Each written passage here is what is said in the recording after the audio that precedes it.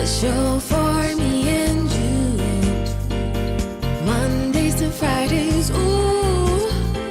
The Traffic Avenue. Traffic Avenue. The show for me and you. Mondays to Fridays, ooh. The Traffic Avenue. Oh, flex. Buckle up and join the best. Let's see, relieve your stress. So yes, let the music soothe your soul and keep it going just to refresh. Buckle and enjoy the ride from 2 to the half of the 5. Mondays to Fridays happening live. Where we gon' have a ball, you can text your guys. Let me tell you what you really gotta do. You can count on us, we come through. We got This everything is you need. Citi 97.3. Citi 97.3. Accra. Eyewitness News. Be there as it happens. City News.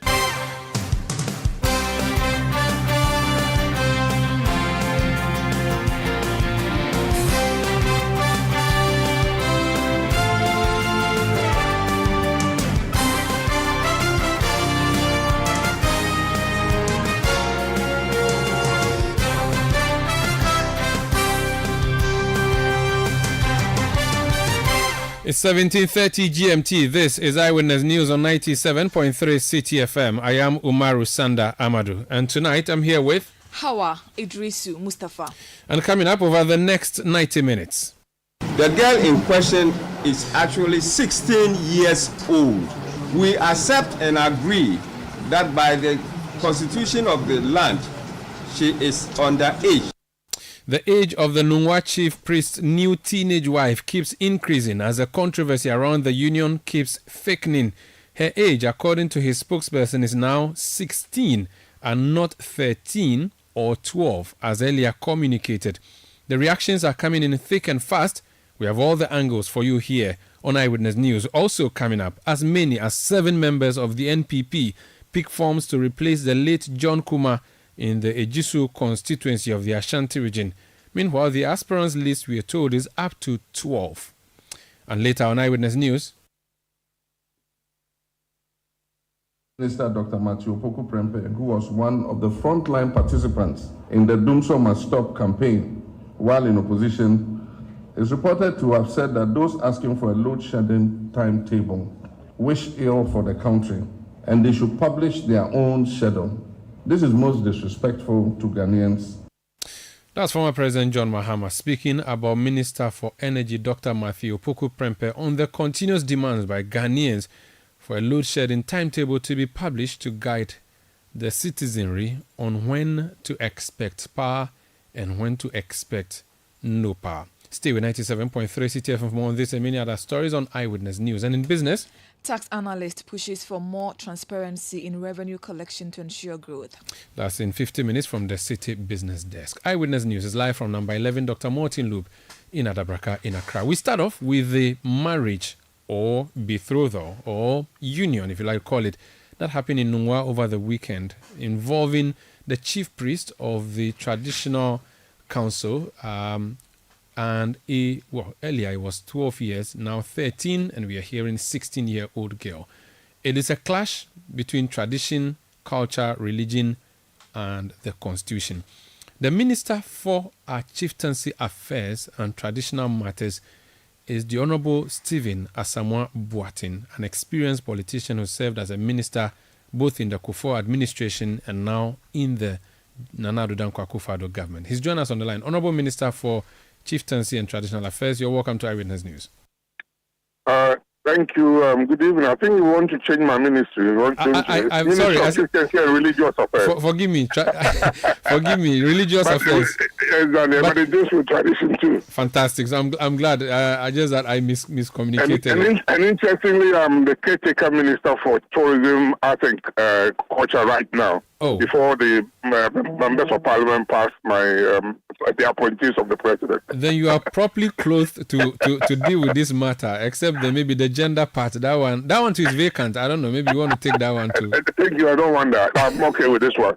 But I'm getting one pay for 2 jobs. I know, right? It's a problem. Anyway, I'm glad. Service to the country and to God. It is all good, sir. It is all good. This controversy around a marriage or a union or a betrothal, I mean, first of all, your ministry, you deal with our chieftaincy and traditional matters. Culture is important. We respect that. Our constitution respects that. However, there appears to be a clash between the culture and the particular issue of the constitution against marrying minors and even the Children's Act. How are we dealing, or how should we deal with this particular issue that's emerging from Nongwa as a state? Thank you very much once again. It's been a very hectic weekend for me, especially because everybody seems to be wanting to speak to me, and I'm trying to unravel most of them myself.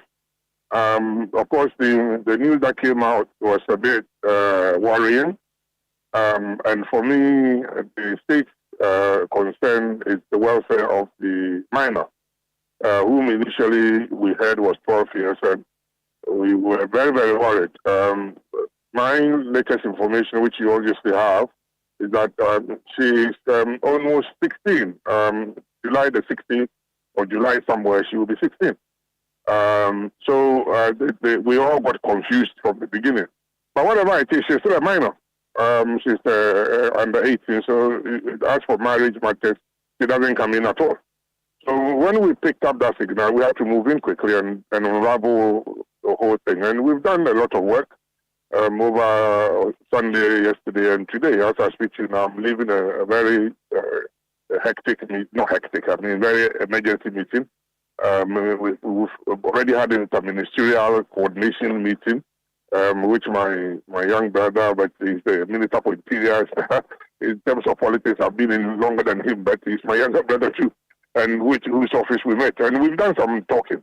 I've also met the traditional authorities and also try and understand what's going on. When tradition clashes with statutes or it pitches against statutes, then we got to unravel and make sure the state is run to the best of peace and tranquility we all want. And so we have to understand each other. There are areas which are gray areas, and indeed that's where my job comes in as a Minister for Chieftaincy Religion. It's a very complex area, but it's to try and make sure nobody falls foul to the law. But if you fall foul to the law catches up with you, and that's it. There's nothing anybody can do about it. But also importantly, the tradition that I also uphold is such that I need to also respect the authority of the traditional authorities and make sure they are pillars that we respect and they can also help in governance and development. So I've done a lot of work. I'm still on it. I just left a meeting, but I don't want to go into the details. But I'm talking to the police. I'm talking to the Interior Minister. I'm talking to my colleague ministers. We'll get to the bottom at some point. Okay. And I would then be able to report firmly what the position is.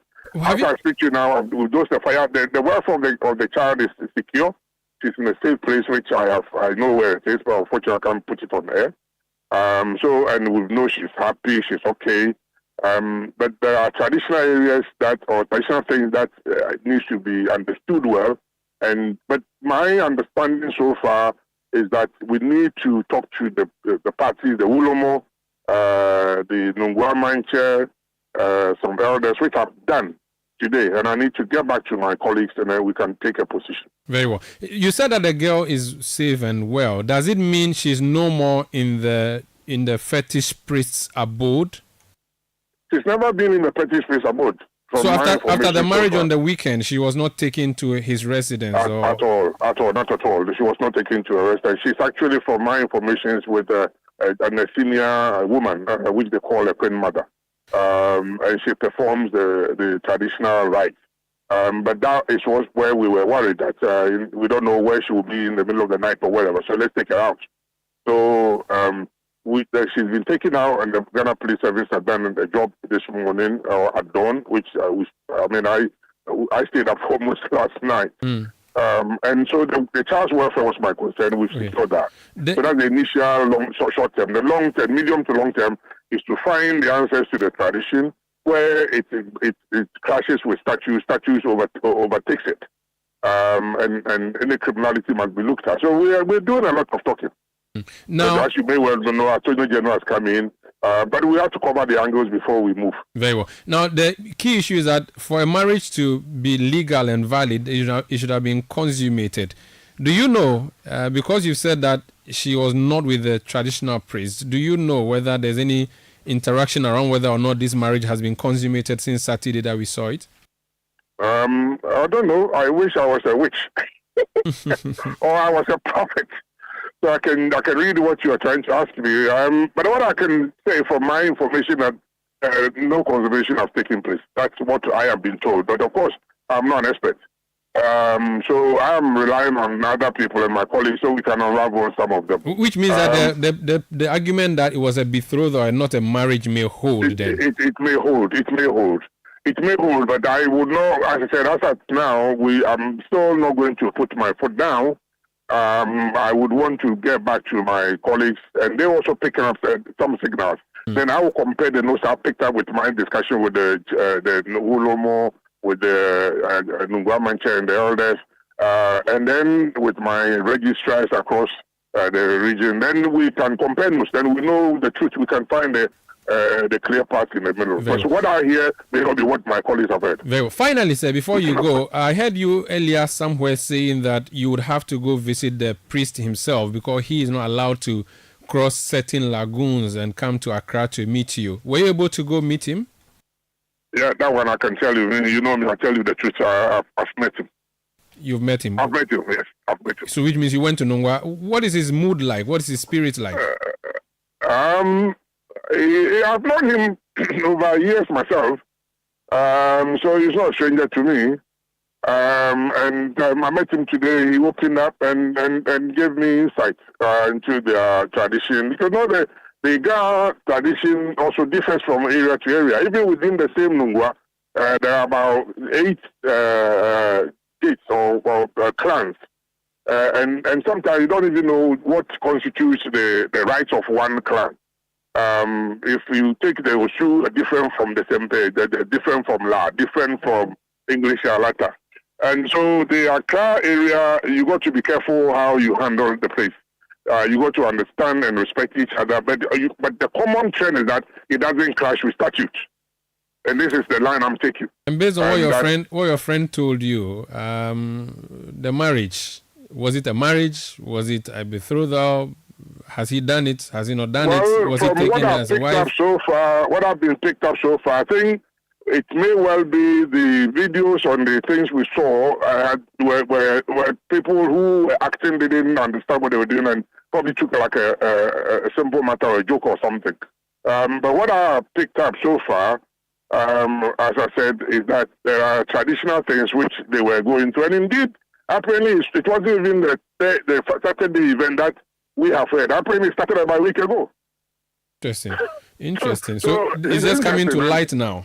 It's because the public thing came out on Saturday, everybody is just sitting up. But the matter is that about a week ago the thing started, and indeed, apparently, a formal invitation to witness this Saturday went out.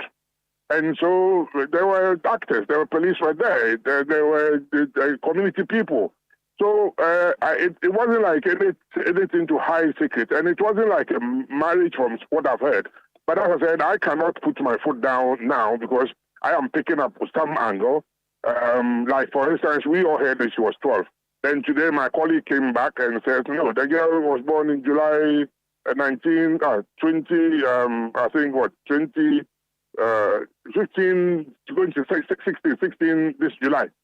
Meaning she's not 12. Yeah. So we're now trying to pick up certain things. So why is she a birth certificate, for instance? Yeah. We're looking for it. Which school does she go to? What record does the school hold? So there's a lot of unraveling, but I think the government is taking appropriate actions, which means listening to everybody.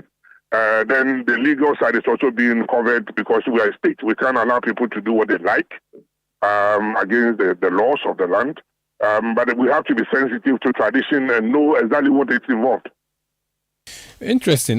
Just on the lighter side before you go, is your friend disappointed that his little private ceremony has become a subject of national controversy? It wasn't a private ceremony at all. I think I don't think he even thought it was a private ceremony. It's The tradition, I'm told, goes about 300 years ago, and there are precedents. So I was wondering, and I put it to the question that, is it the first time? He says, no, happened before. So I said, well, then you got to get your information right. But whatever it is, that's what I'm picking up. But my job is to go down. In fact, I would have wished that I had, you would have allowed, or I would have been allowed to unravel this thing quietly, as I always do. In matters of tradition and chieftaincy, it's not a public thing I want to discuss. I hear some of the kind of very well. And that's my simple approach to this chieftaincy. Man. That's why most you've heard most places are quiet, because they respect that you come to them and you understand. If you don't understand, tell you can't do this, you can't do that, and then they stop. There are some chiefs that tell them, if you misbehave, I'll get you arrested.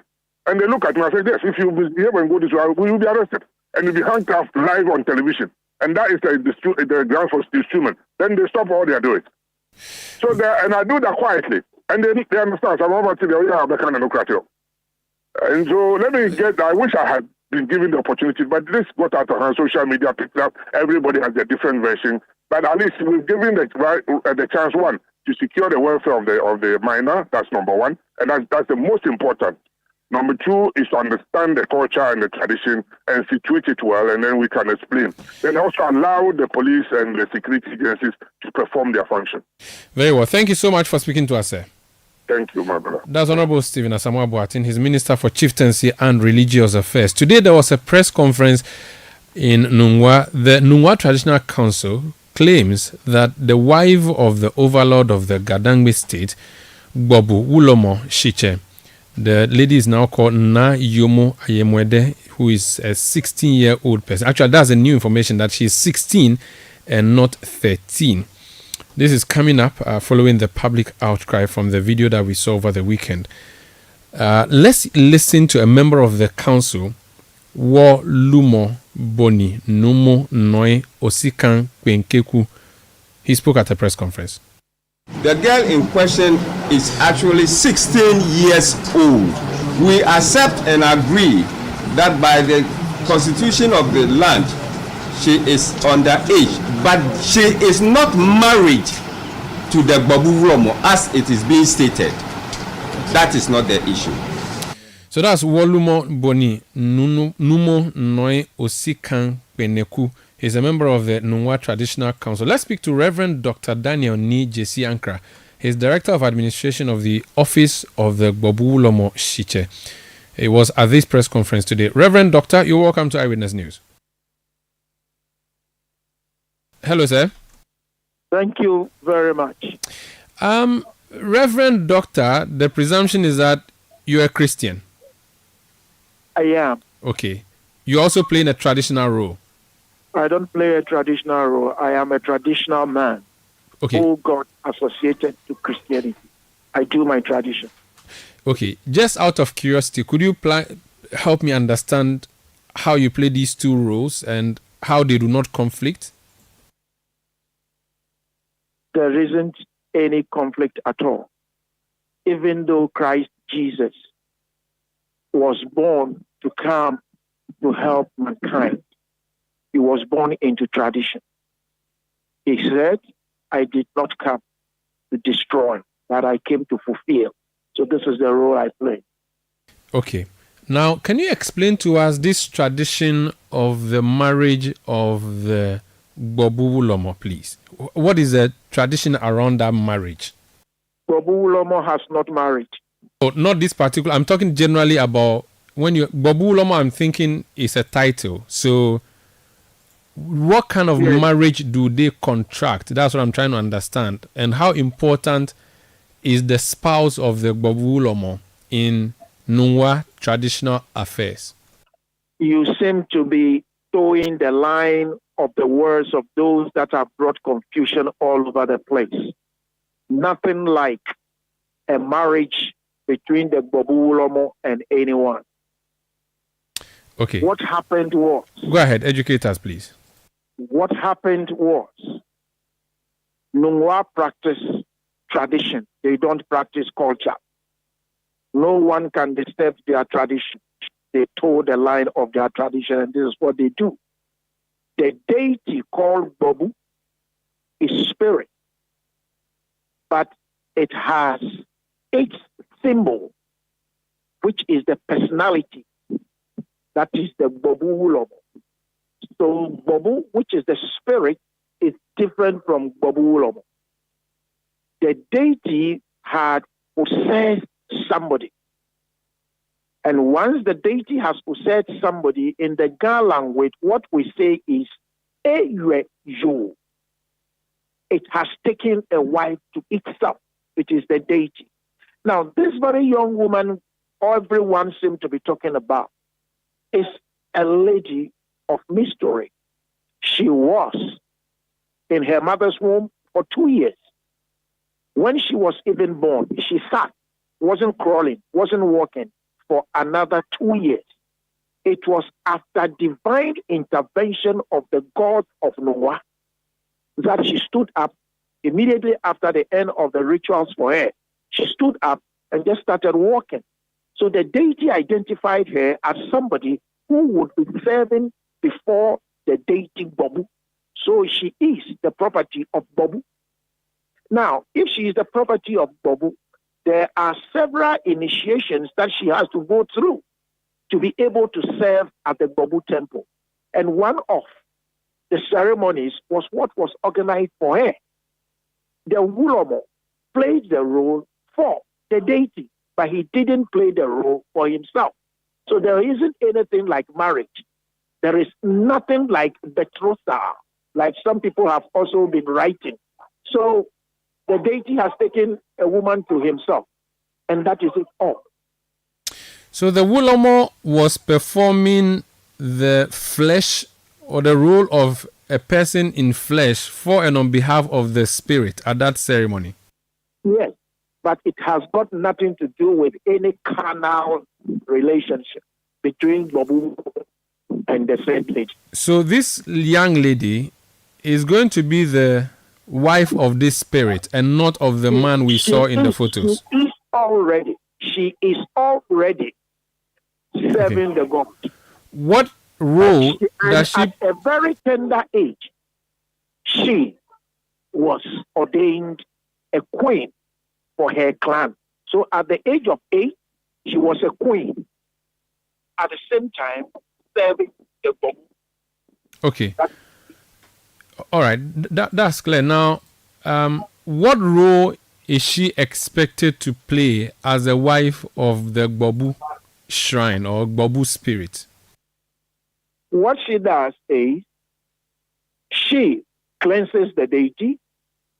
She again beautifies the deity. She also has to pour water into the sacred pot right before the deity. And this very role, it has to be done by somebody who is a virgin. So the lady in question is a virgin. And this is the role she plays. Is she supposed to... Before Noah begins their festival, she will be the first person to carry the corn wine to all the other deities of Noah. I see. Is she supposed to remain a virgin, or she's allowed to break the virginity after becoming the Gbobu wife? If she becomes of age and feels that she would marry, a ritual would have to be prepared for her, and that will be cleansing and taking her off the deity's hold, and then she will be taken out to go marry. And she can marry someone else now. Someone else. Not the Gbobu, but someone else. At what time do you consider getting of age? Well, that is 18 years and above. Currently, how old is she? She's 16. What is her date of birth? She was born, I think, on 20. She was born somewhere in July, but 2008 was the date. What has she been doing since then? Where does she go to school? Is this something you want to share publicly? Well, she goes to one of the best private schools inside Nongwa. And because she has been taken by the deity, proper care must be given to her. So there is a chauffeur-driven car, which takes her to school every morning, and the driver brings her back. So this is what the society of Nungwa does for her. Who does she live with? She lives with the elderly women that also have duties in the Bobu temple. She does not live in the Bobu temple, does she? No, the temple is not inhabited. But she lives with these elderly women, high priestesses. They are in charge of her. Okay. And parents also live in the same house. Before So she has servants at this very tender age, from 8 years to where she is at the moment. She has servants that she commands, go and come. This is how this lady is. Who did she succeed? Her path had been or had seen a very great lapse. 300 years, no one had succeeded this very role. She was born as someone reincarnated because, look at, I told you, she stayed in her mother's womb for 2 years. And then she sat, not crawling and not walking, for another 2 years. This had to be proven only by the God through inquiry. So the girl is not just an ordinary person. She had already been ordained in the womb of her mother before she was born. Okay. Now that you have clarified these matters, what happened to the women who were speaking in the video, who said that they expect this young lady to wear her see-through dress, apply the necessary, chemicals or pomade, or is it lavender that I should call it in the local term, and go and serve the Wulomo.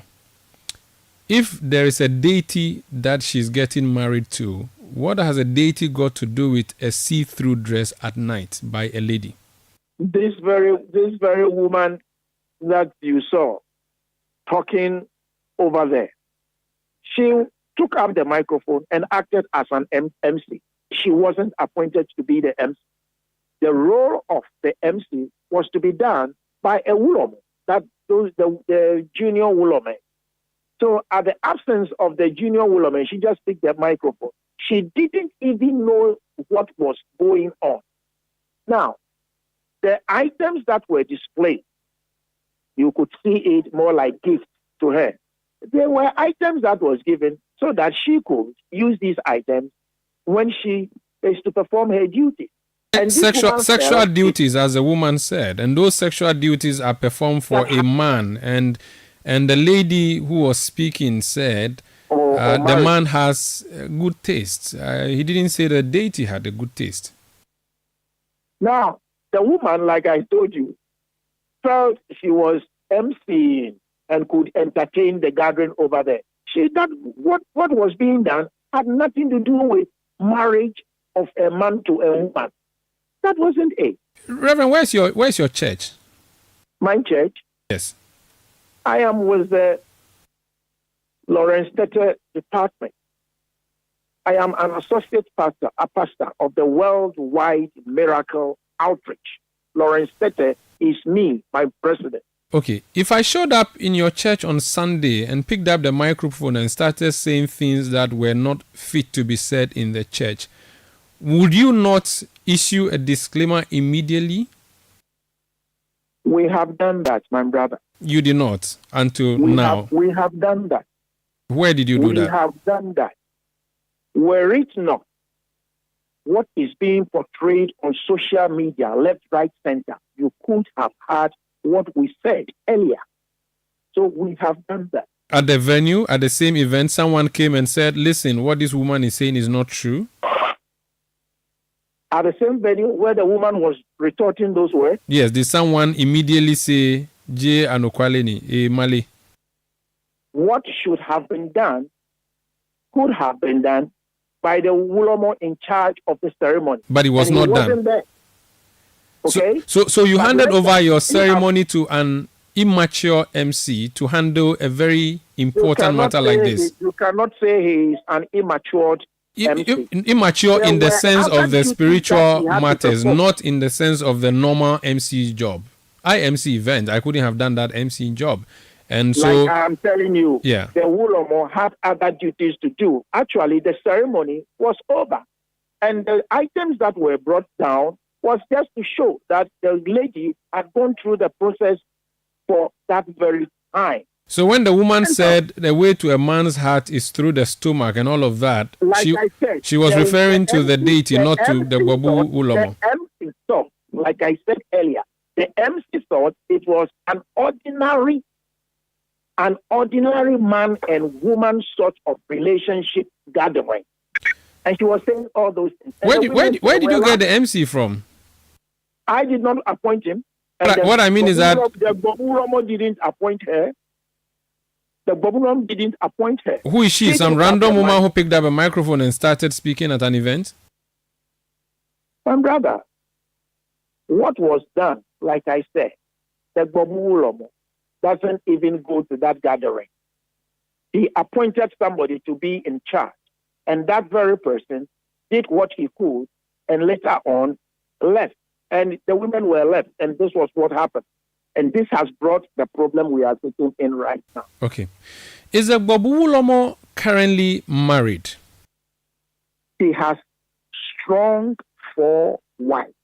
4 strong wives. Children and grandchildren. Which means he is allowed to take a woman as a wife. He has already married. He's a matured man. And would not, a principled man, would not take somebody underage as wife. He would not do that. I see. So the records are that she is not even his wife. So that issue of the betrothal is also not true then? No. You cannot betroth somebody to the Gbobu Wulomo. Now that there's a demand for him to be arrested, what is your response? What would be the crime that he has committed? Has it been that he has raped somebody? Has it been that he has forcefully forced somebody into the bed? Or he has done what shouldn't be done? If there is any crime that whoever thinks he should arrest him has, the person can perform his or her duty. Now that the police have come for the young lady, we are told, is that something you can confirm to us? The police say they have the young lady and her mother in a safe custody. The police have the young lady. What they want to do with the young lady, the matter rests with the police. But the point is, who is the complainant?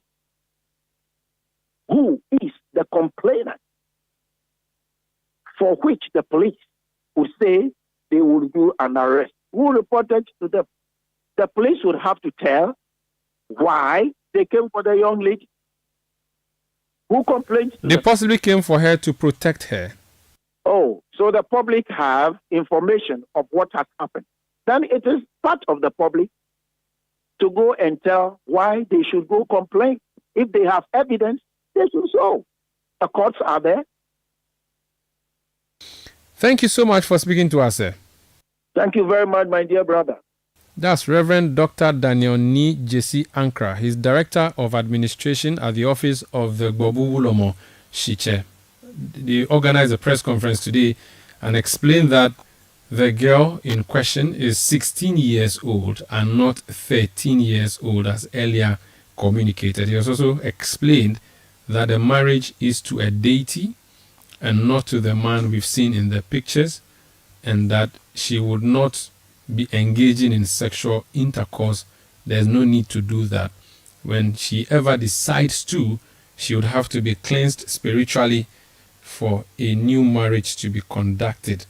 And that the marriage we saw, or what looked like a marriage, was not what it is that we thought it was. And that the MC of the occasion is the one who misled all of us. This Eyewitness News on 97.3 Citi FM. There are more voices, don't we have, from the Gbobu Wulomo? Hawa? The Nunga Traditional Council says it is ready for any legal suit that may come its way following the customary marriage of the 63-year-old Bobu Ulomo and the 13-year-old girl, now 16 years. People who oppose you will come online. The people who oppose you will come online. And that is what is very, very good for the governance of the nation.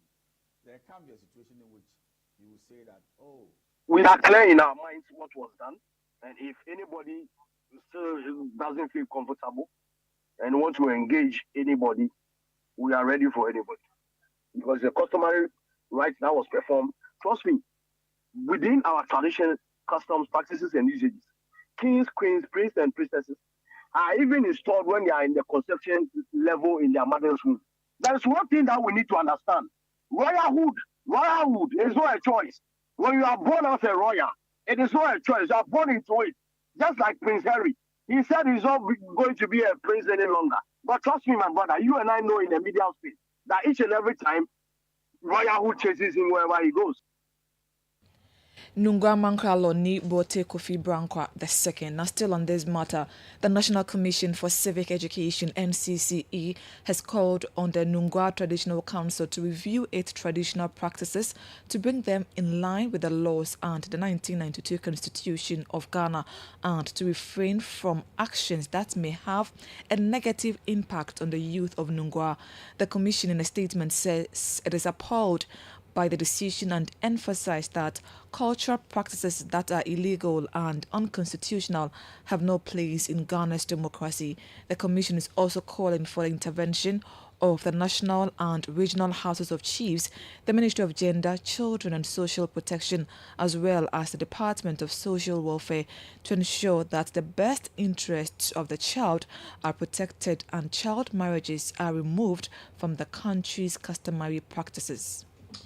This is Eyewitness News on 97.3 Citi FM. We are coming to you from our studios in Adabraka in Accra. We are also live around the globe on citinewsroom.com. Around Ghana, we are on a host of affiliate stations, including Premier 100.5 FM in Takoradi, Beach 105.5 FM in Takoradi, and Sky Power 93.5 FM also in Takoradi. In Bono region, we are on Greener 95.9 FM in Sunyani. In Ahafo, we are on Hammers Radio 106.5 in Gosu. In Ashanti region, we are on Orange 107.9 FM in Kumasi. In the Volta region, we are on Akpini Radio 96.7 in Pando and Heritage 107.3 FM in Hohwe. In the northern region, we are on Dasuma 99.1 FM in Yendi. In Upper East, we are on Word 88.3 FM in Zuarungu. In Upper West, we are on Westlink 88.1 FM in Laura. And in the northeast region, we are on Eagle 94.1 FM in Wale. Eyewitness News. Be there as it happens. You know, Papa see that? And it's rickety car. Hey, Papa! Papa! Bobo, so how's your engine now? It is half man, half amazing. Thanks to Quartz and you can feel better energy. Can't touch this. Actually, guys, so Sancho's engine just died like that? Yes, so somebody managed to convince him that there is a better engine oil than Quartz, and he switched. Sancho Panza. Now, which engine oil can be better than Quartz? No other, my guy. Quartz with its age-resistant technology, it keeps your engine younger for longer. Now you know. Have you guys seen the new bottle design? It's superb. Quartz 9000 from Total Energies there improves fuel efficiency. Why do you think Mr. Mane and Logoso have taken the Quartz Nation movement World Cup like that? Sorry. Chairman. Quartz. Keep your engine younger for longer. Are you feeling tired after a hard day's work? Have you lost your appetite even for your favorite dish?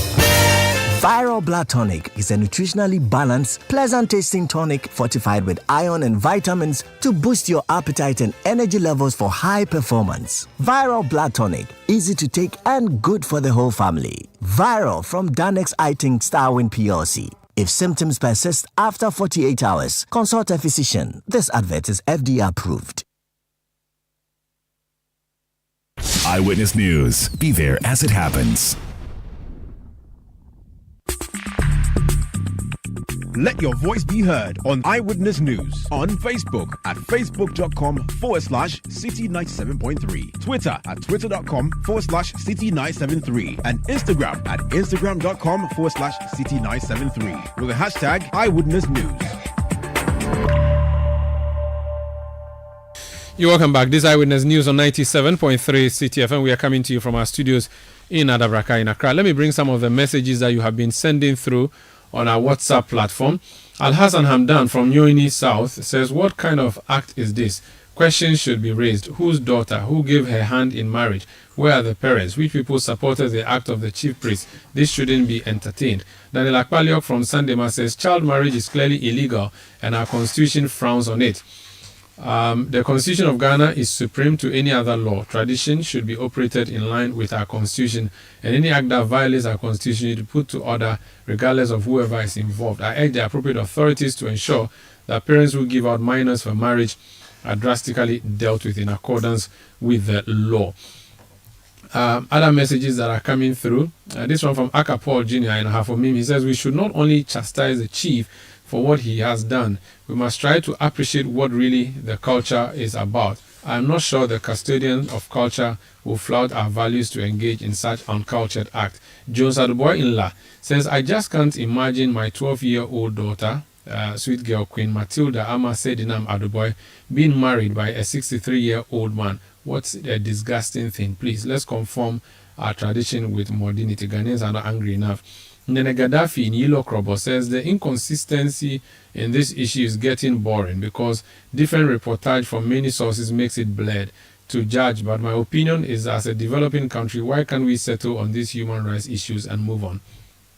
Eka from Dansoman says, tell the Nungwa chiefs that the girl I saw can never be 16 years. They should. I can't read that part. Gastiman in Brekum says the priest himself came out to speak after the so-called traditional marriage and was comparing that marriage to Mary and Joseph and was justifying his right to marry the little girl. So why are they denying now? Okro Yeboah from Breman Benin says, in as much as we all support the preservation of our culture, it is important that we tread cautiously in order not to trample on people's rights, especially children and women. Mausi Ayebi Esther says the custom and tradition stating that Ghana chief priest must be married to a virgin is rooted in cultural beliefs and practices that may not align with modern values and human rights standards. The situation where the chief priest married a 16-year-old teenage girl raises serious ethical concerns regarding the age difference and the issues of consent. This one says Christianity is difficult. The gods are not to blame. The Reverend I can't read that part of your attack on the Reverend. This Eyewitness News on 97.3 Citi FM. Let's move to some other stories and talk about the power sector now, shall we, Hawa? The flag bearer of the National Democratic Congress, John Dramani Mahama, has criticized Energy Minister Dr. Matthew Opoku Prempeh over a contentious comment in response to the demand for a load-shedding timetable to curtail the impact of the recent power outages. The sector minister in an earlier interview dismissed calls for the issuance of a load-shedding timetable by the ACG. Addressing members of the Association of Ghana Industries as part of a stakeholder engagement, Mr. Mahama described the minister's comment as disrespectful while urging the government to promptly address the country's power crisis. The country has been plunged into darkness. Mismanagement of our generating assets and collateralization of the ESLAN, which was meant to provide the resources to finance current and legacy debt, has led us back into doomsday. The best government can do is to eat humble pie, take responsibility for the problem, and work to address it. Unfortunately, that is not the case. I'm aware that businesses and households cannot plan because of the erratic power situation. When citizens demanded for a schedule to enable them plan, which is the least that a responsible government should be doing, Energy Minister Dr. Matthew Opoku Prempeh, who was one of the frontline participants in the Doomsday Must Stop campaign while in opposition, is reported to have said that those asking for a load-shedding timetable wish ill for the country and they should publish their own schedule. This is most disrespectful to Ghanaians and the customers of electric power. Ladies and gentlemen, captains of industry, There's absolutely no doubt that businesses thrive in a stable macroeconomic environment where revenue measures are designed to motivate local production for growth and fiscal consolidation. Industry needs protection from trade vulnerabilities. These and many others are the responsibilities of government. Flag bearer of the NDC, John Dramani Mahama, now the president of the Association of Ghana Industries, Dr. Humphrey Ayim Dake, on his part, proposed the adoption of a nuclear energy as a means to tackling the power crisis. Direction onto what can be done for our motherland, Ghana. So on the subject matter of power, we have been engaged and have been involved in the nuclear power agenda. One will say it is pretty expensive to start a nuclear power project. Averagely 6 billion and above, it takes about 5 years possibly to build. Nonetheless, medium to long term, in the developing world, in the Asian space, that is the trend. That is the only mix that we believe can drop the cost of power and make us competitive on this space of manufacturing. Further details can be discussed later. Dr. Humphrey Ayim Dake is president of the Association of Ghana Industries. Now, 3 pre-tertiary teacher unions who commenced a nationwide strike on March 20, 2024 due to the government failure to address their conditions of service have called it off. This decision follows the National Labour Commission obtaining an interim injunction to cease the industrial action, allowing negotiations to commence. The unions include the Ghana National Association of Teachers, NAT, the National Association of Graduate Teachers, NAGRAT, and the Coalition of Concerned Teachers, CCT. Speaking to journalist Ken Ali Awudu, president of the Coalition of Concerned Teachers, urged their employers to promptly initiate negotiations to address these concerns. Among the many things we were asking for was the negotiations of our collective agreement. And specifically, we were asking for a continuous professional development allowance, deprived area allowance, transport or commuting allowance, rent or housing allowance, teaching or assessment allowance, amongst others. The matter went to the Labour Commission, after which the Labour Commission gave a directive for us to call off the strike and go back to the negotiations table. That was last week, Tuesday. The next day, Wednesday, we met the government side. The government side insisted if we do not call off the strike, they aren't going to continue with negotiations. We informed them that we have a procedure through which we must go through to be able to call off the strike. The meeting ended abruptly. Then the next day, Thursday last week, we heard that the Labour Commission is going for an injunction. It was not until this week that we have officially been served with the injunction. As law-abiding citizens and having respect for the courts, we hereby declare the strike that was called on 20th March 2024 called off, and ask all our members and teachers of pre-tertiary education in this country to resume work with immediate effect. Kinali Awudu is president of the Coalition of Concerned Teachers. The increment in passport fees has left some applicants and agents in the Ashanti region perplexed as they lament the hike in the prices. While agents raise concerns of the prices slowing down their businesses, applicants voice concerns of the current economic situation in the country and called for a price reduction. In an interview with Citi News, some applicants mentioned that the new prices will put an additional strain on their finances, but they remain determined to obtain their passport and pursue opportunities abroad for a better life. Per the new prices, I think it is too higher for me because I just completed school, and if I want to travel outside, I have to come and pay an amount of 500 cedis for 32 pages, which I think it is too high for me. Looking at the economic situation that we are in now, So I think the government should look into it, especially the Foreign Affairs Committee in Parliament, to look at it and then look at how the prices can be adjusted to a minimum of 200 or 150 cedis. It is okay. It's the youth now. Most of us are unemployed. I'm a graduate. I'm unemployed. Personally, I don't have any issue with the new passport price. Over the years, we've been looking at other countries with their passport application. When you go online, you see several figures in dollars. And when you compare it to our city, this was nothing to write home about. My only issue had to do with the government should have done this progressively.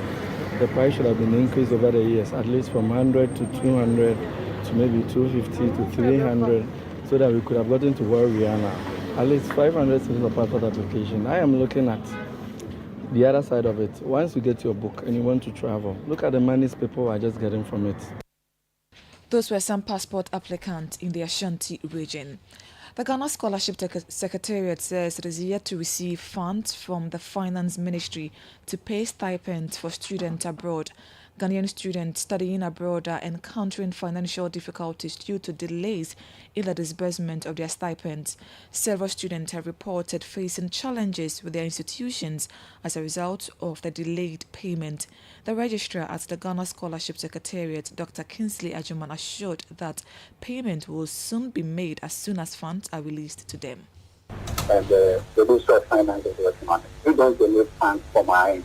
Everything that is approved in the budget, the Ministry of Finance trying to release them on quarterly. So, as the year abroad in Cote d'Ivoire, the year abroad in Russia, the year abroad in Spain, the year abroad in Togo and Benin, they've been cancelled as a priority payment. As soon as we get funds from the Ministry of Finance, it will be taken care of. Dr. Kingsley Ajuman is the registrar at the Ghana Scholarship Secretariat. Now, government says it has secured new funding for the construction of the Pualugu multipurpose dam in the northern region. In November 2019, President Akufo-Addo cut short for the commencement of construction works on the project at a fanfare Durban, but 5 years on, no significant work has been done at the site. In the latest development, Upper East Regional Minister Stephen Yakubu says funding has now been secured for work to begin. Meanwhile, the General Secretary of the General Agricultural Workers Union, Edward Kariwe, says government must be more accountable to the people on issues of the Pualugu Dam. We'll bring you those voices in our subsequent bulletins. Now, the National Road Safety Authority says it has deepened collaboration with the Ghana Police Service to enforce road traffic regulations. This comes after the authority recorded over 2,000 road crashes with 381 fatalities and over 2,000 injuries in the first 2 months of this year.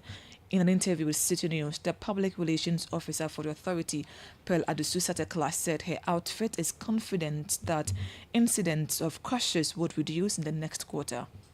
We'll still be stakeholders and partners because without enforcement, education is just an entertainment. But going forward, together with the National Road Safety and the police, we are moving into digitizing road traffic enforcement. So the police is going to Traffic Tech GH, which is deploying cameras all over to detect infractions on our roads. And it is the National Road Safety that will be doing the sensitization of that so that the road user will be aware of the technologies that will be introduced by the police. And so we are going higher with enforcement through Traffic Tech GH by the police service. But National Road Safety will also be there to sensitize the public on the usage and the deploying of that technology. Pearl Adusu Satekla speaks for the National Road Safety Authority. Eyewitness News. Be there as it happens.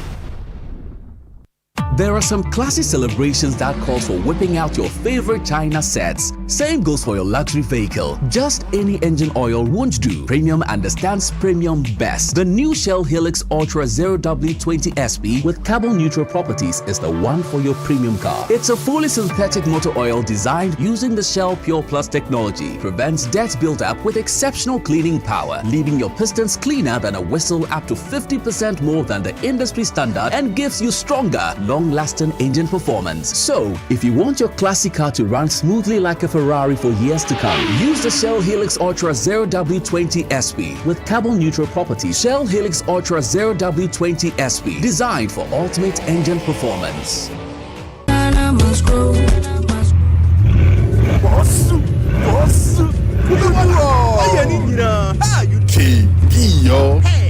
KB, aka Kubeboga, now drives a Bugatti. He can even travel by road from Accra to London. Oh, wow.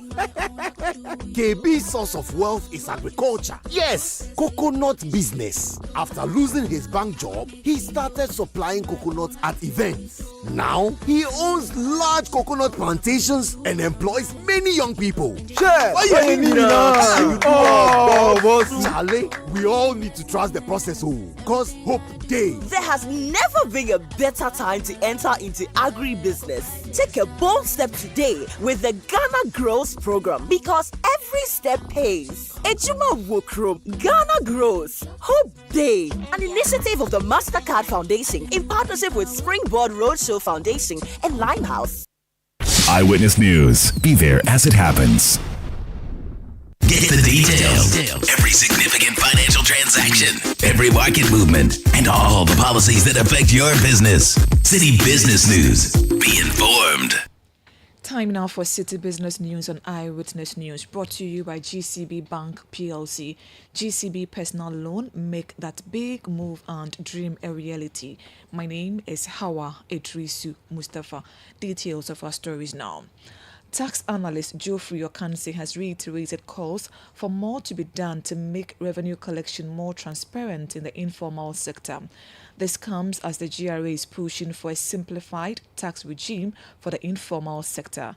The tax analyst observes that complaints from the informal sector players over the utilization of the nation's revenue collection could be curtailed should there be sufficient sensitization. Geoffrey Okansi has been speaking to City Business News. That I believe and I know, interacting with traders, some of them are peeved and angered. They can hold on to the money. It will take talking to them, it will take coaxing them, it will take engagement with them. Some are saying they are not seeing what we are using the tax money for. We are watching the large expenditures being wasted. You wake up in the morning, you hear issues of tax revenues and other government revenues being wasted. So these are putting taxpayers on the bench. I'm not justifying the reason anybody is not paying taxes. But I'm telling you some of the things that are on their heart that you need to engage them. And I'm sure if she does that, there will be good room for engagement and there will be results. Geoffrey Okansi is a tax analyst. With nearly half of the entire workforce in banks being women, a recent PwC report reveals that only 26.9% of women bankers are at the management level. This highlights a gender disparity in leadership roles within the banking sector. There is more in this report. The report has the tagline examining trends and challenges of female participation in Ghana's banking sector. Its findings echo a reality observed globally. A 2017 International Monetary Fund report revealed that women held less than 2% of bank CEO positions worldwide and occupy approximately 20% of board seats. According to the report, which surveyed 23 banks across the country, one major challenge that continues to hinder women's advancement is the perception that diversity and inclusion are secondary concerns for many banks. The report further highlights the importance of collaboration among stakeholders to develop initiatives that addresses societal norms and promote the development of females. Another key recommendation is the establishment of clear reporting standards for gender-related data that will ensure monitoring and identify areas of improvement and create benchmarks across the industry. Emmanuel Opon with that news desk report. Energy policy think tank Institute of Energy Security says the National Petroleum Authority's quest to implement pricing standards for oil marketing companies will put consumers at a greater disadvantage. IES called on NPA to outline the potential benefits of the initiative to consumers, as failure to do so will rather favor industry players. Speaking to Citi Business News, a research analyst, Derek Emmanuel, called on the petroleum regulator to strike a clear balance on the positive impact of the move to consumers and industry players.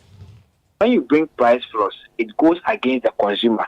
It reduces the consumer surplus and then increases the welfare of their producer. And so right now, are you looking at the concerns of consumers, or you are looking at the concerns of producers? I think there should be a balance between the consumers' welfare and then the producers' welfare. And so if there's a balance of it, then probably there shouldn't be any control of any price mechanism, so that the forces of demand and supply will lead to that. And so if some of the oil marketing companies are telling that they are cutting price, they are not able to meet their cost of production and co, then probably they should also learn from other players what kind of mechanisms are they putting in place, and then they are able to meet their returns, or they are able to meet their profit margins or set standards. Other than that, you setting a price floor for them basically goes against the consumer. It reduces the consumer's welfare and increases the producer's welfare. Basically, that is what it means. Derek Emmanuel is a research analyst with the Institute of Energy Security. And that's it for Citi Business News on Eyewitness News. The business news on Eyewitness News is brought to you by GCB Bank PLC. GCB Personal Loan, make that big move and dream a reality. My name is Hawa Idrisu Mustafa. Up next is Point Blank. Ghana must grow.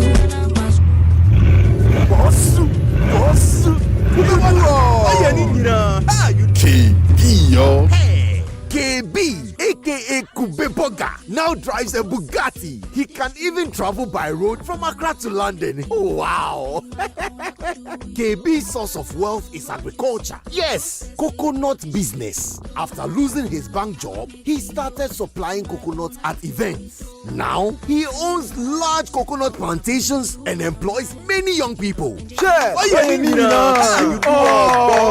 Charlie, we all need to trust the process, because hope days. There has never been a better time to enter into agribusiness. Take a bold step today with the Ghana Grows program, because every step pays. Ejuma Wokrom, Ghana Grows, Hope Day, an initiative of the MasterCard Foundation in partnership with Springboard Roadshow Foundation and Limehouse. Eyewitness News. Be there as it happens.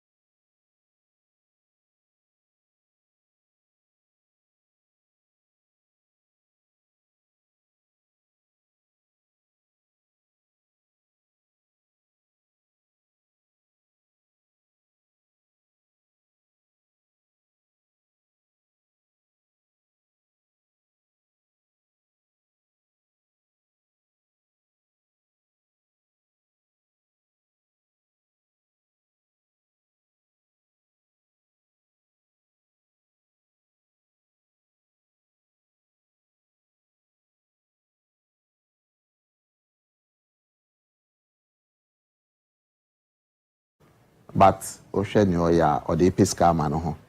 The oil or the Pisca. Oh, yeah. Nasa Memedia, no, Homo charge because $150,000. And every train. Omba was a momu one. Osma, Aquai, Mamma Mondi, Memodi in that, and never body. Me colleague, and I'm in an executive committee, Adam Munkaila or Fitamale. Okay. Or no, or Barming chain. Me call Kwame Jan, lawyer, no child, the Olego. Okay. And I'll catch him as an answer, Becca, me case in once a match, no, any student, into a sort of Pesicado do say, me the bar, Munkala no call lawyer Kwame Jan. Yes, me call if me na minim if you, me call her that. Or say, Mr. Hoy, no more area where I say her. Okay. Baby, Mr. Chamatin Eteno. I say, oh, the same cry. West Hills. Westland. Okay. I say, oh, what do we call it? Oh, baby, fear. I say, ni say. Men confess to say, Emra. I just a blackmail. What I say. So Anas demanded 150,000 through these people, through them. So if you had paid that, me 100,000. Me 200,000. Almost say so. And so you know, me not imagine you me say I did. No, because as we won't country me. I mean country that. Me throw press release. As I see you know. Eti uko tuya 150,000 Anas demanded from you. Who tuya 100,000? 100,000. Emma Parmesan.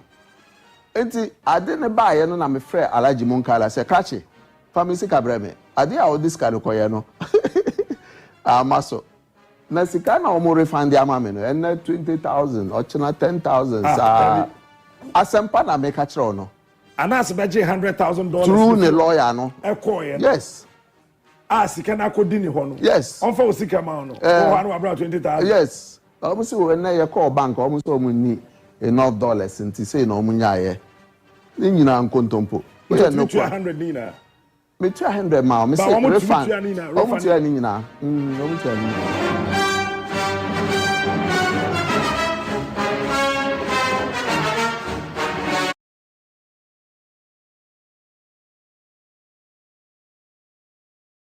Sandamadi, you were listening there to an interview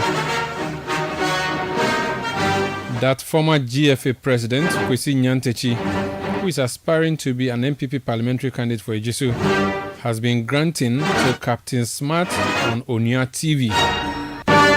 They spoke tree. So I brought in Sami Wiafi to help us understand what the former GFA president was saying, because a lot of Anas, Arimia Anas, was mentioned in there. Sami, you're welcome. Thank you very much, Umaru. What was Kwesi Nyantechi saying? So basically, it has to do with the famous number 12 documentary, which was done by Anas some couple of years ago, that brought Kwesi Nyantechi's administration in football to a halt. Basically, he said that he paid an amount of $100,000 to Anas Arime Anas and the Tiger IPI so that the story will not be published or the documentary will not be published.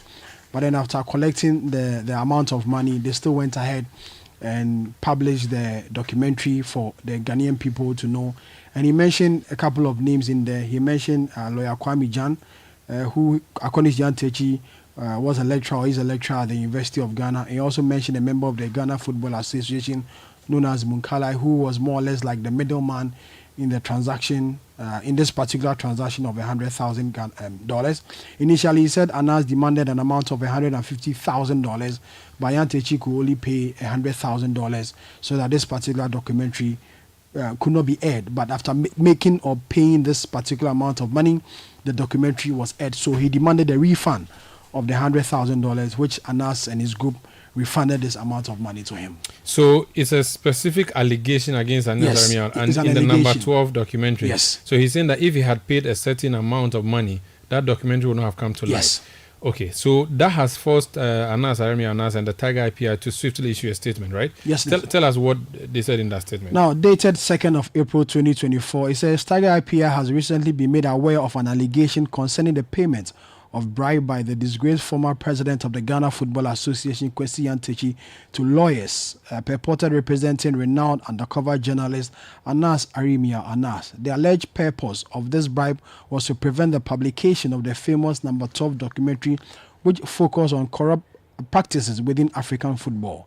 It says numerous media outlets have reported on Mr. Nyantechi's confession, wherein he claims to have paid a sum of $100,000 as bribe to Anas' lawyer by name Kwame Jan, a lecturer at the University of Ghana.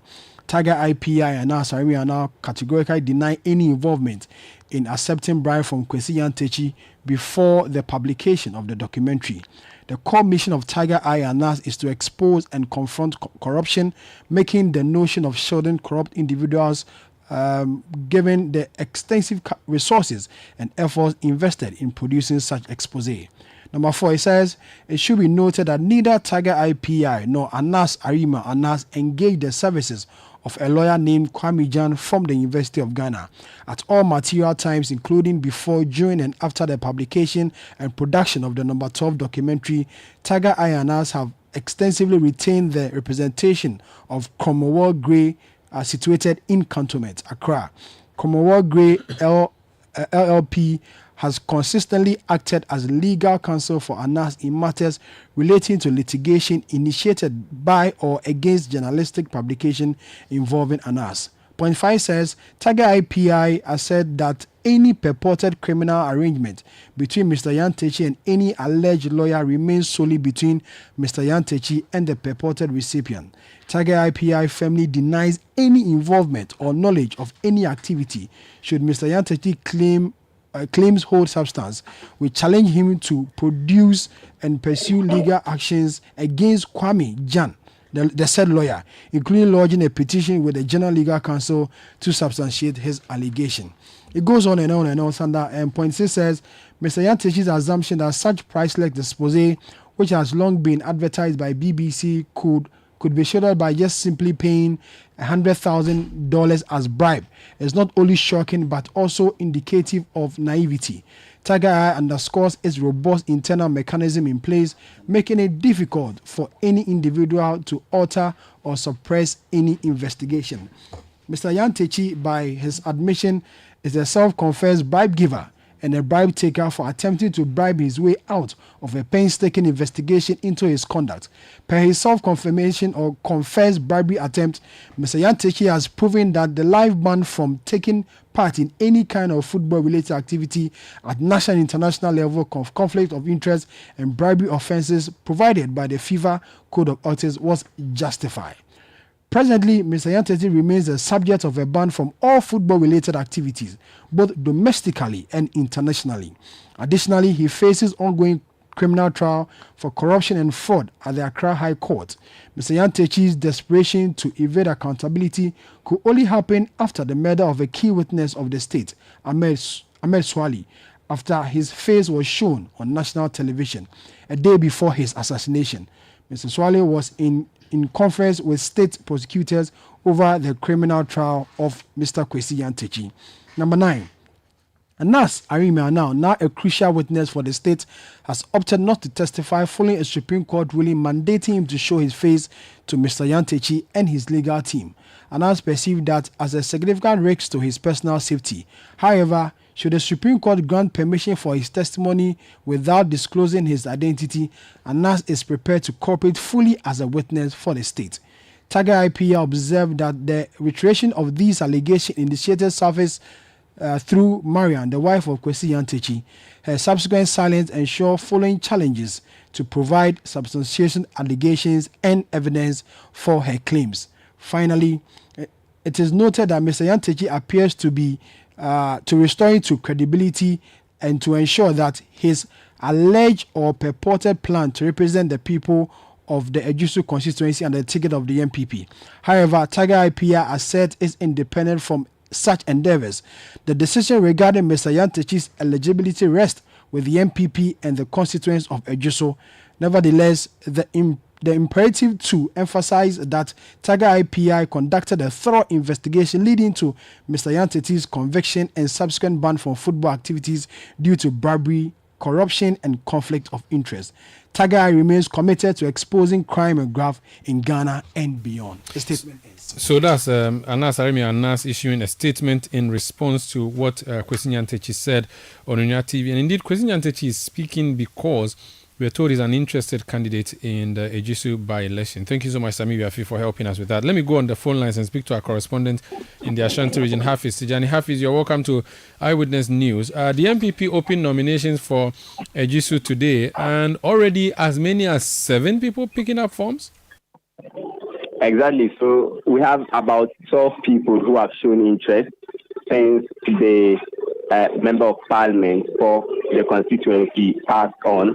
We have 12 people who have shown interest, but today 7 people came to pick their nominations, including the representatives of the former GFA boss, Kwesi Nyantechi. Now, did Nyantechi pick his forms today? Yes, he's he picked his forms, but he was not there himself. He sent some people to pick the forms for him. He sent some people who came on his behalf, and they picked the forms, and they said that Nyantechi hails from the area, and he qualifies to contest in the upcoming primaries and also the by-election to lead the MPP or to be the member of parliament for the area. So he didn't come himself. He sent some people to pick up the nomination forms for him. Interesting. Who else picked up forms who is publicly known that we can talk about? Okay, so we are talking about the presiding member for the Ejisu Municipal Assembly. She's called Helena Mensah. She came to pick the forms, and when she came with several other assembly members, not only from the Ejisu constituency, but also from across the Ashanti region, other presiding members from the Ashanti region who came to give her the backing. And we have also a lecturer from the Amstead, the Afiamenka University of Skills Training, who is also a friend to the late MP, and he says that John Kuma is his friend. The legacy John Kuma was trying to leave in the Ejisu constituency, and the vision John Kuma was trying to build and empower the youth in the area. He's the right person to continue. We have the wife also of Abunya DCE. She didn't come to take the forms. She only showed her posters came up, and we know that she is also interested to contest. We have also one other Pokuya who is popularly called Ejisu Broni. She has been contesting in the primaries but not making success.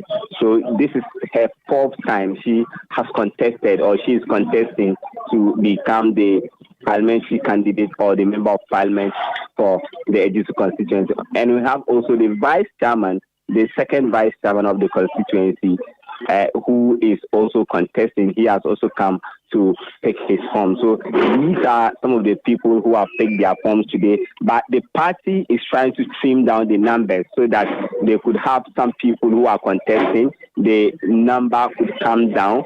The constituency chairman himself, who was contesting, has been talked to by the leadership of the party, and he has decided to step down for the rest to continue. But the party says it's still considering that option of trimming down the numbers so that they can have like 4 people or 3 people contesting who would be making it to the primaries and also the by-election. Thank you so much. Hafiz Tijani is our correspondent in the Ashanti region, and we're talking about Ejisu. The member of parliament, John Kuma, died last month, and there's going to be a by-election. The NPP open nominations, and a number of people, at least 12 people we are told, have expressed interest. 7 of them picked up forms today, all members of the New Patriotic Party. Let's hear from the Ashanti Regional Chairman of the NPP, Bernard Enchibosi, popularly known as Chairman Untumi.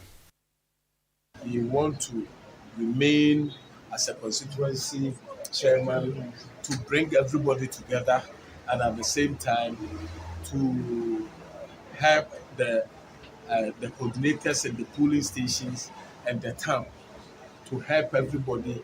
For anybody who win also, he will bring you and help you for us to win the national elections. This is what matters. So at the moment we are united, and as our National Affairs chairman has said, he's here to commence the elections here as a chairman of the committee and make sure that from now and then on the 13th one, he also helped for us to do the election. And then the main election also, he also will be here with me, and the director of election and research, Evans Nabako, experienced director, is here to make sure that anything we will do, all decisions also, we will do it in collaboration with the constituency to move forward. So that's Bernard Enchibosi. He is chairman of the New Patriotic Party in the Ashanti region. He's popularly known as Chairman Wuntumi. Let's listen now to the national first vice chairman of the NPP, Dankwa Smith Bute. He has been explaining the modalities for the party's elections ahead of the by-election there. Our noble MP has gone, and we need somebody who will replace him in Parliament. Therefore, in our constitution, when somebody pass on, we open nomination for those who are interested in the constituency to come and pick the forms, and then after picking the forms, they will submit it. After the submission, we will do what is called vetting. So after the vetting, then we do the elections. So this morning, I came here to open the nomination. So I opened the nomination this morning. That's all. When we are coming for the nomination form, we pay 3,000. After that, when we are coming to submit it, you have to pay 35,000 cedis. If you are a woman or youth, which is 18 to 40 years, you have to pay half of the amount, which is 17,500. If you are disabled too, you have to pay half. So you had the first national vice chairman of the NPP, Dankwa Smith Bute, speaking there in Ejisu today after the party opened nominations for parliamentary aspirants to replace the late John Kumar. That would be it for Eyewitness News tonight on 97.3 Citi FM. My name is Umaru Sandamadu. I did this with Hawa Idrisu, Mustafa. Production by Kobina Wilson, Beverly London, and Sami Wiafi. Technical support from Desmond Nyaku. And new media support from Edwin Kwakofi. We're having to end Eyewitness News earlier than we used to because there's a big football game coming up tonight. And you do know that 97.3 Citi FM, we own the rights to broadcast the EPL for you here in Ghana. There's a big game tonight. And in studio, we have Bernard. And have I finished? And Abeku Oche of the Citi Sports team. You're welcome, boss. Oh, thank you. Bro. How are you doing? I'm a miracle. You good too? Yeah, a miracle. Yeah. You challenge me. Challenge. I've never had that response before. Oh, wow. You go Easter, we go learn this one. No, he did with me a long time. You've always been saying I'm a miracle. Yeah, I'm a miracle. I'm a miracle working God. Bernard. Now they feel you. Yeah, but why do you mention your name like that? It's Ben and Nad, so it's just me. It's Ben and Nad. Sorry? It's Ben and Nad. It made me think of some two lady musicians way back, and Jane and Bennis. Not Jane and Bennis. Wow. Or maybe say Brick and Lace or something Brick like and Lace, yeah. But I like Jane and Bennis. Yeah. So you are Ben and Nas. Yep. Sorry, what is it? Ben and who? Ben Nad. So Ben and Nad. Bennard. So your name is double N? Yeah, double N. So Ben. no R. So why do you say Bernard and not Bernard? I just want to put the stress there so people know like it's a Nad after the Ben. So make it Bernard. Okay, I'll try. Or from Bernard. Say that. Charlie, what's up? What's up with EPL tonight? No, but there's a big game tonight. You know, it's West Ham United up against Tottenham Hotspur. Do you know who supports Tottenham United? Yes. Do you know who supports Tottenham? House? Yes, in this house. Idea. Give me an idea. Nobody. Do you know who supports Tottenham in this country? Don't try drag me close to Arsenal. No, not Arsenal. Okay. Tottenham. Do you know who supports Tottenham in this country? In this country? Yeah. The big man himself. Yes. Can you imagine? Only him. I don't want trouble. Only him. He used to be Nana Boachi Yadom where he at Citi FM. Ooh. But no work. So he has left. Now he's thinking of supporting United. But even with Manchester United. Even with the United supporters, we are running away. So hey, there's more suffering at United. So only one person will be watching this game, rooting for Tottenham tonight. Of course, and listening to live radio commentary. So everybody else will be pushing a West Ham agenda. Of course, because there's a Ghanaian interest. The president is currently in a vehicle. I can't say it for national security, but they are listening to 97.3 Citi FM. Because his team will be playing. He said they should put it on radio so that he will listen to Tottenham. That's true. He should. But West Ham are beating them tonight. Oh. Yeah. Do you know what you're saying is treasonable? I take my statement back. We'll take a break. We'll come back, and Bernard and the Citi Sports team will bring you live commentary here on 97.3 Citi FM.